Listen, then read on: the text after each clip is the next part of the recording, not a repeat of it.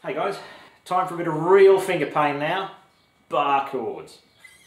One of these.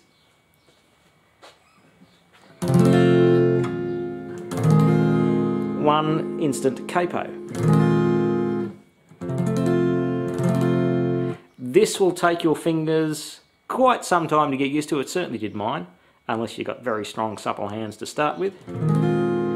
But the finger has to form a bar right across, nice and in behind the fret there, and every note needs to sound. Now this is the same sort of thing as a capo, so if I play, say, an E chord like that, if you can see that clearly there, if I move that up one fret and then put my bar behind it, I've got an F. If I go up one more, F sharp, because I've still got an E major here, that's an F sharp major. So I've got E major, F major, F sharp major, G major, which is the same as that. That's a G major, that's a G major, G sharp major, A major, A sharp. I need to step back a bit so you can get it in. B major, C, C sharp, D, D sharp, and finally back to E, an octave higher. That's a bit tricky. Same chord, an octave higher, and played badly.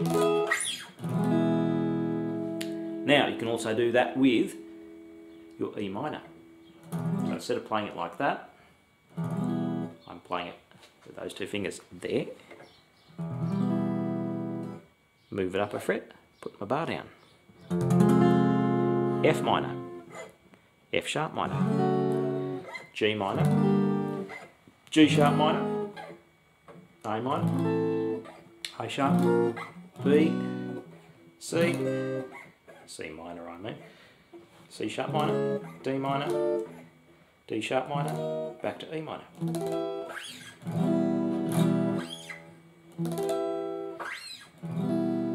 Now generally if I'm playing F sharp minor, G sharp minor, even F minor, G minor, I play them as a bar chord. Rather than try and play them as a normal open chord, I'll just simply play them as a bar chord. And actually you can see I'm actually using my second finger there just to pop a little bit of extra strength down on top of the bar. And it takes a bit of practice to get the strength for a start and then to keep it up. I don't play guitar much these days, and I find if I go to a gig or something and I'm playing guitar for 4 hours, I get a really, really sore hand. So it does take a fair bit of strength. So you've got your minor. You can do it with a 7th as well. If you take your E7th, and I think generally you'd play the open chord with those fingers there. You can see that. Again, don't worry, if you can't see my fingerings in here, rely on your chord finder, because I'm sort of expecting you'll have a chord book of some description, which you'll be getting all the chords from anyway. So instead of playing it with your normal open fingering, like which will be 1 and 2, I guess. Oop, not that. That's it. That's E7th. Make sure you've got your bar free, and then F7th, F sharp 7th, G7th, G sharp 7th, A7th, etc., etc. Right back up to E7th again. E minor 7th, you can do the same thing with too. F minor 7th, F sharp minor 7th.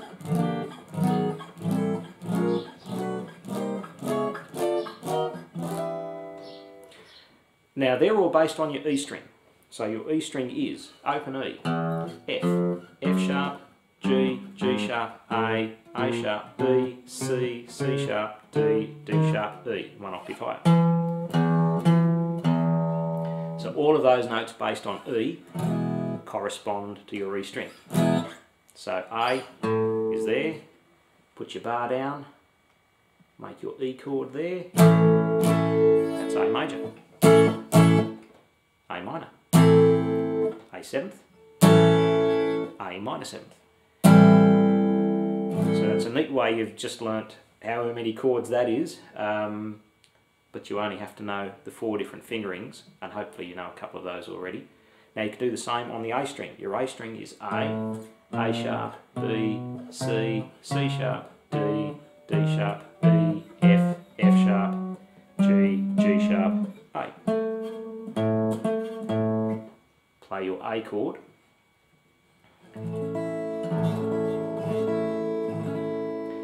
Now you could play your A chord with those fingers there. Same fingering, instead of using 1, 2 and 3, I'm using 2, 3 and 4, which then leaves me with a bar to put down. Not playing my E string at all. Now I find that very hard to do, so what I tend to do is I actually flatten my 3rd finger all the way across, except for the high E string. So I'm not playing the high E string and I'm not playing the low E string. And my finger, I'll try and arch my finger up so it kills that string, so I can't accidentally play it.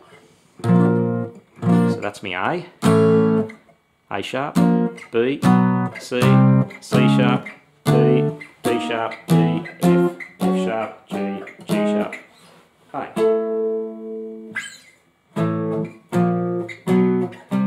Same with your minors. Instead of 1, 2 and 3 on your A minor, you've got 2, 3 and 4. Slide them up, put your bar down, you've got A sharp minor, B minor, C minor, C sharp minor, D minor, D sharp minor, E minor. Now because that's E minor, you can play your open E string.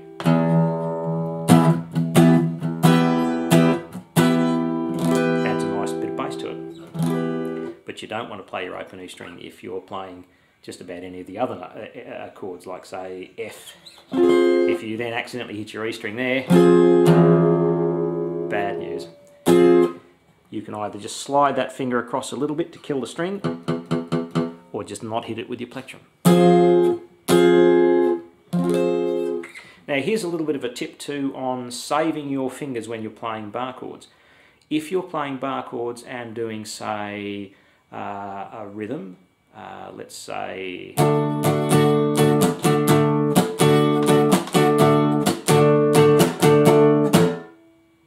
I've released the tension on my fingers. I don't know if you can see that, but they're just floating above the frets there. They're in the right place, but I've just relaxed the tension on them, and that gives me my slap. So I don't have to mute the strings with the palm of my hand at the same time. I can simply use the chord, take my fingers off there, and mute it. It saves me doing the slap there, although you can do that as well, but it gives my fingers a rest. And just those little rests, so you're only pushing down on the chord when you need to, is quite handy if you're doing a lot of it.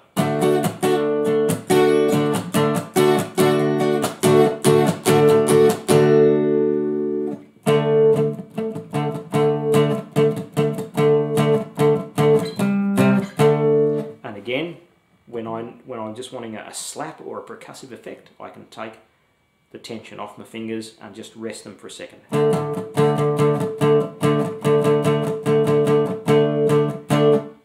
So we've got your majors, which, as I say, I tend to play like that. Don't play your bottom E, don't play your top E. Minors,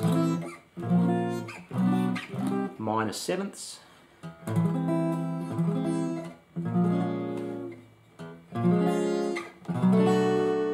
and you can play your top E string in this one.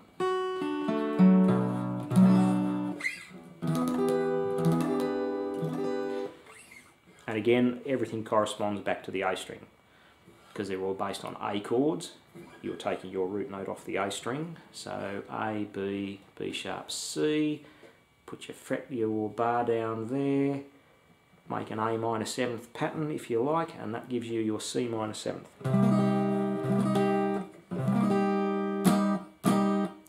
So we've got your majors, minors, minor sevenths, and sevenths. A seventh is that.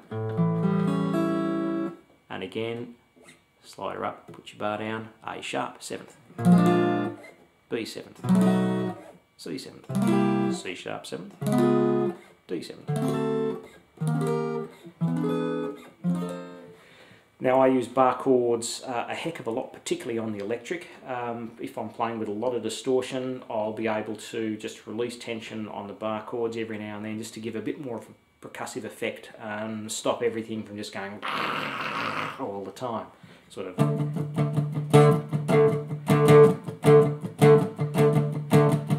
I'll also use that with a fair bit of muting too, so when I'm actually playing the strings, I've just got the palm of my hand creeping onto the strings there just to kill them. Too much and you lose the tone of the chord and it tends to go dead. Yeah, too little and you're open. So just creep your hand forward across the bridge as far as you need to go. Now it's time to really kill the hands. Let's have a look at a 12 bar in the next lesson.